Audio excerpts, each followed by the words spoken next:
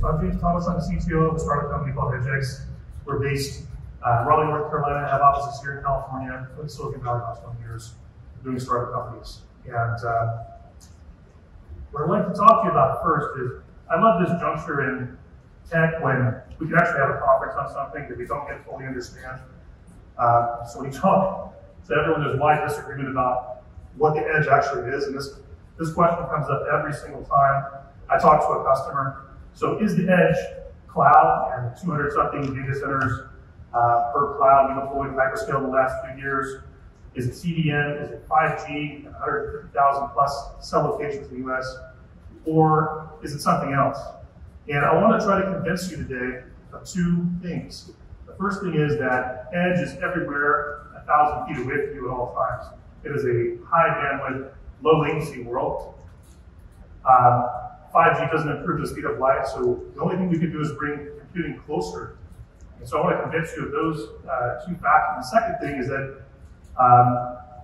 the way that we think about architecture and the Internet of Things, and the way the Internet works today, is not going to get us where we need to go. And I like to do that by talking about the real world. So I say often that computing is moving for the first time from the realm of the abstract, browsers, apps, etc., into the real world. And so this is an actual use case that we're engaged with right now. It's in the oil and gas space. A year ago, I wouldn't have stood up here and told you anything about pumps because I didn't know anything about them. I have lots of ones in my pool, but I never think about it unless it breaks. And as it turns out, that's exactly how everyone else thinks about their pumps. But what I've learned through our customer is that pumps actually consume about 10% of the world's global electricity, and 90% of them operate completely inefficiently. And that's equal to about the annual electrical use of 1 billion people on the planet. So we have perfectly mundane devices burning up all the world's energy. And we thought the blockchain was bad. But these things are absolutely everywhere, moving liquids across the surface of the earth. And the state of the art with respect to IoT and edge that everyone likes to talk about is to take something mundane like this and apply a bunch of sensors to it so we can do predictive analytics. And that's exactly what our customer has done. They're an edge machine learning company in the oil and gas space called Arundo. And what they've done is to take sensors like vibration sensors, pressure, temperature, etc., sensor pumps like this, and begin to collect data from them in a lab environment and see if they could actually predict failures, maintenance, cavitation, other conditions in these pumps. Because when they go wrong, stuff like pumps, they tend to break a whole bunch of other infrastructure. The pump is cavitating and cause tens of millions of dollars of damage to downstream infrastructure. So that turns out to be pretty important. The problem they ran into is that this data is not particularly good, doesn't have a particularly good predictive quality. So even though they're collecting and censoring all this stuff, vibration doesn't really tell them what they need to know. It doesn't give them enough time to get new infrastructure in place or to do maintenance before the failure occurs and they have to shut this off. As soon as they shut it off, they're out millions of dollars a day in operations.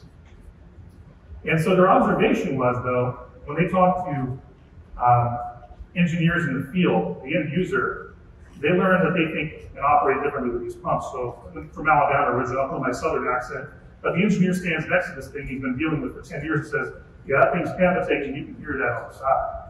You hear that line, that's not good, bearings dying off. He knows that. And so they thought, what if we use a different type of sensor? So in a lab environment, they took an industrial pump like this one, they put a bunch of microphones around it, capture the audio, and see if they could do classification through deep learning to detect conditions like cavitation. And it works. And it works a lot better than using vibration and pressure thermal, the standard for sensors that we deal with on a daily basis in IoT. The problem arises when they look forward deploying this into customers. And so if you look at the state of the Internet of Things and cloud today, pretty much everyone immediately turned to using centralized cloud services for building their IoT backends. So AWS and others, immediately, we all get used to the convenience and power of using public cloud in the last few years. And the spending on cloud has gone up proportionally as that market continues to grow. It's forecast to hit $13, $14 billion in just a couple of years. The problem that we became aware of, I think collectively as a group in the last 3 or 4 years, is that this latency thing was going to be an issue. Certainly we saw a lot of this in the academic space, people running experimental setups to try to do things like voice recognition, face recognition in the field, and observing that they could do that much more effectively at lower latencies because of the size of data, et cetera. But when we expound upon this problem, we actually see that there are many, many more things going wrong. One is complexity, which I'll go into in a moment and further, but complexity is cited among 70% of enterprises that have IT projects as the principal reason for their failure. 70% of those projects are failing currently. We know about the latency problem, well known and understood. Data is something that we have taken for granted because I think so much lip service got paid to big data in the last few years, the last 10 years, but actually the last decade of big data, most enterprises with big data was less than a few gigabytes.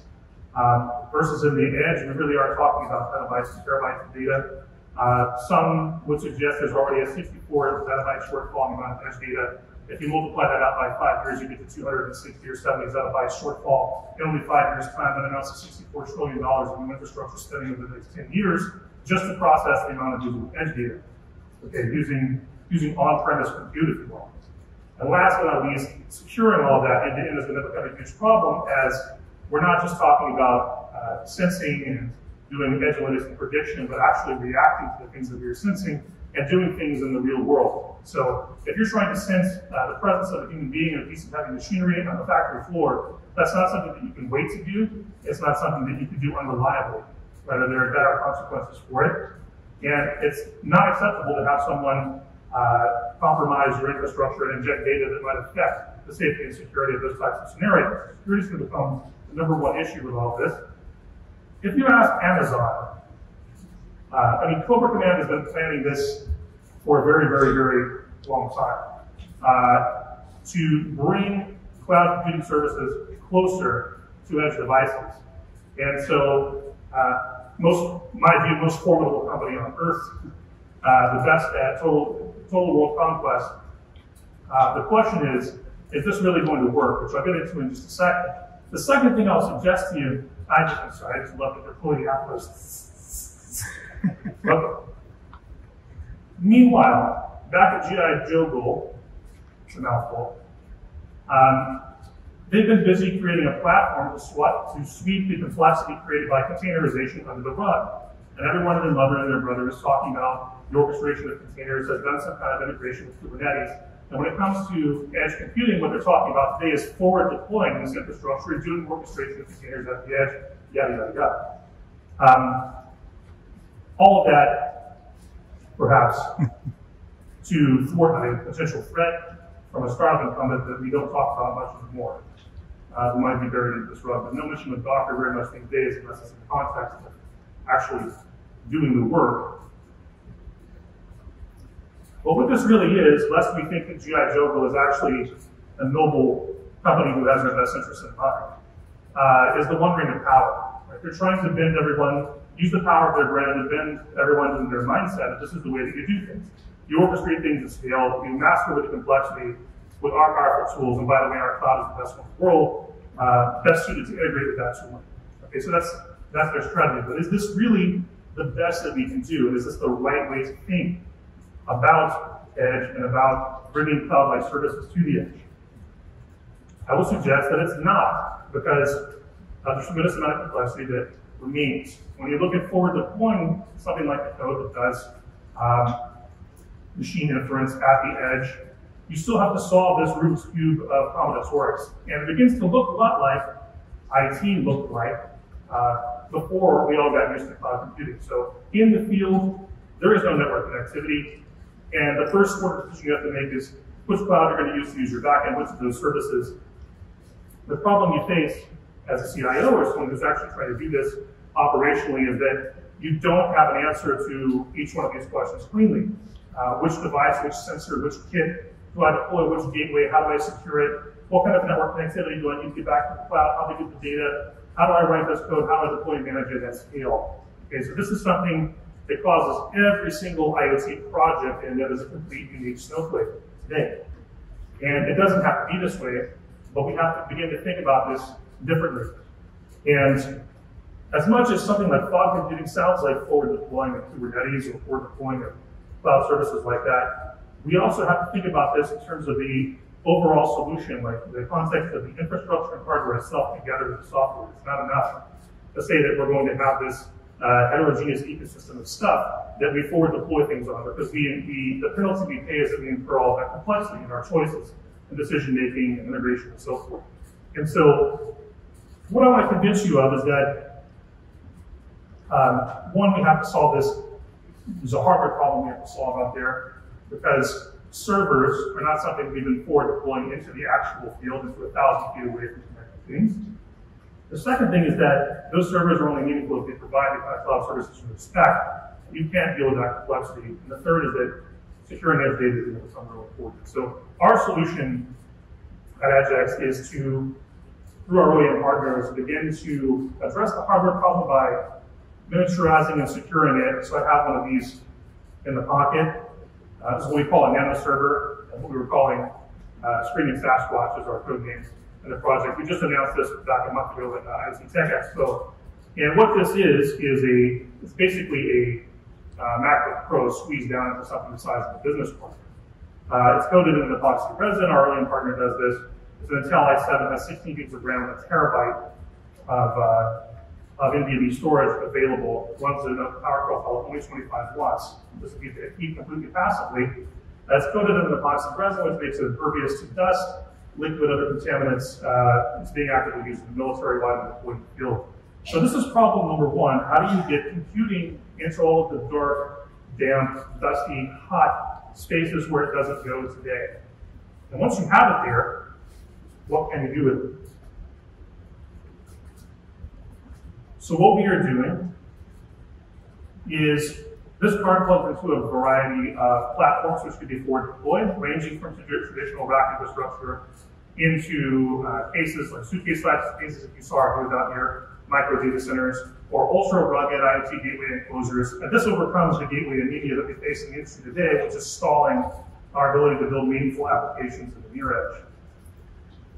The second thing I want to tell you is that it's about protocols and not platforms. You get Kubernetes, these other orchestrators, this platform sweeping complexity under the rug.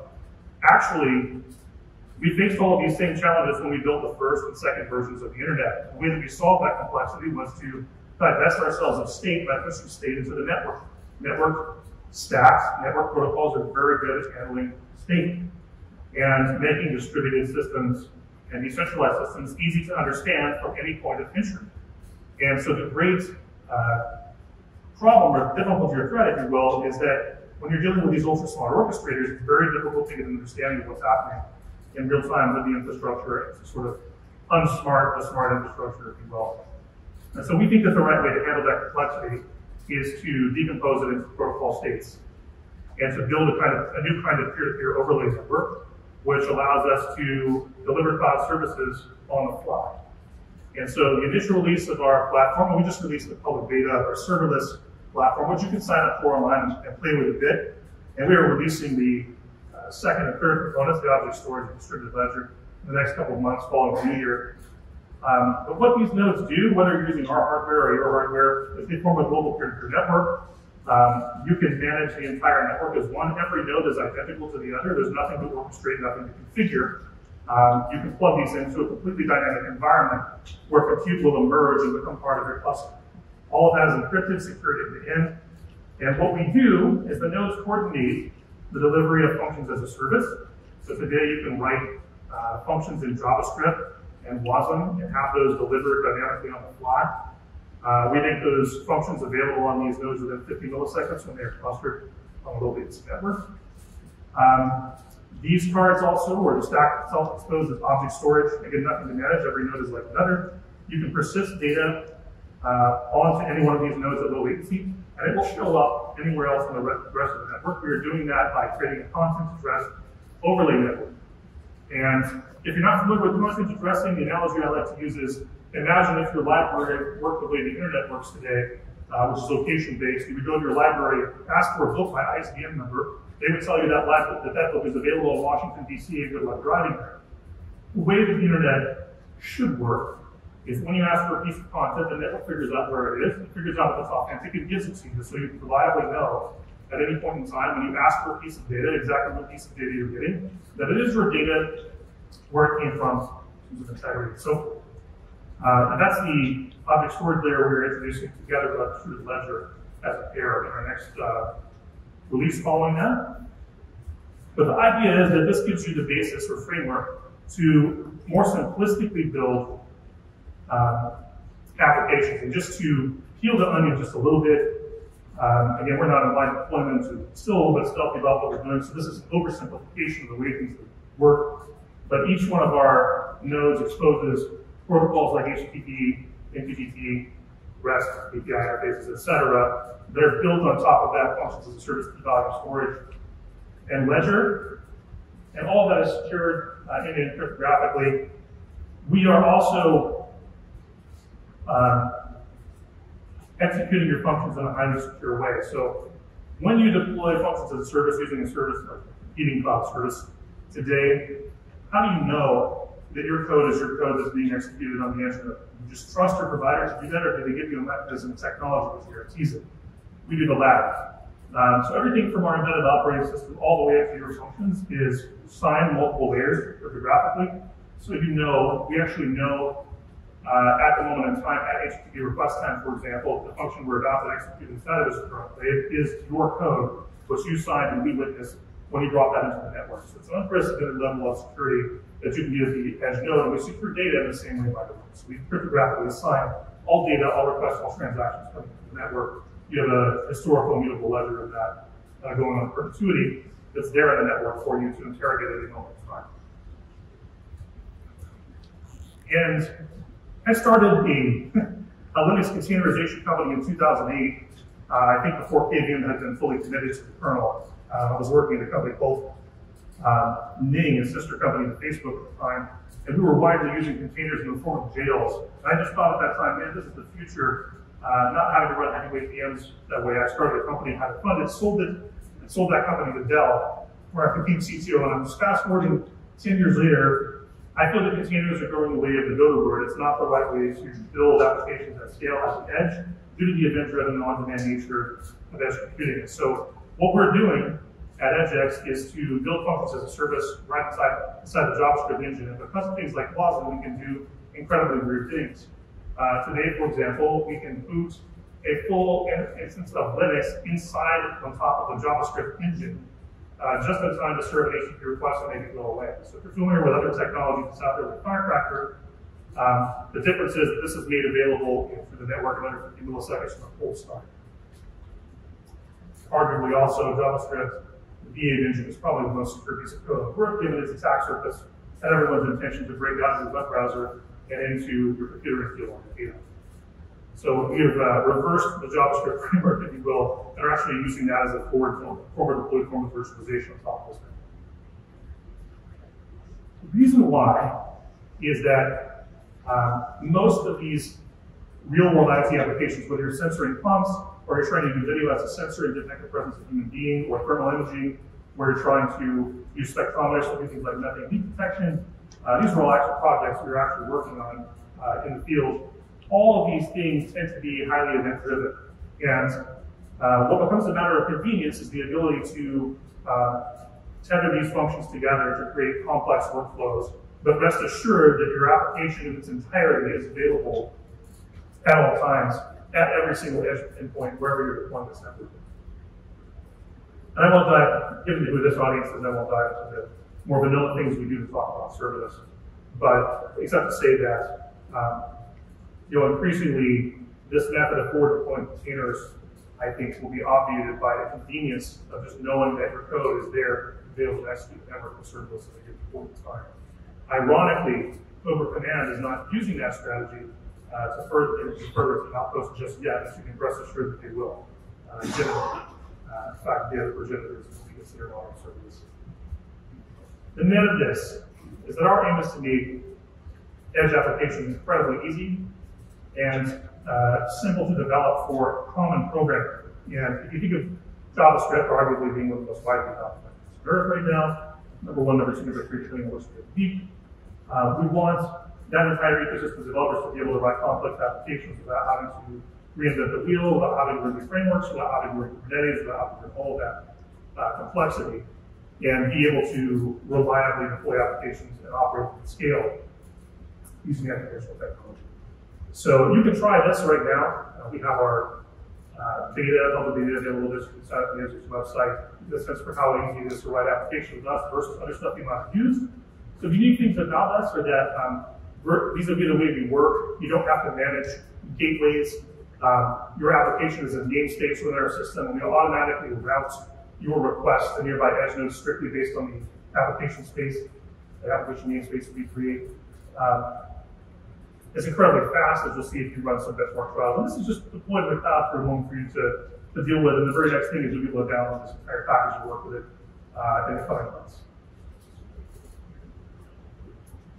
In the end, what we hope to do is create an end-to-end solution that takes you from a sensor kit and any custom software you may need to write for that sensor, because there's some very nasty stuff, PLC, one-liner, et cetera, down on the ground, if you will.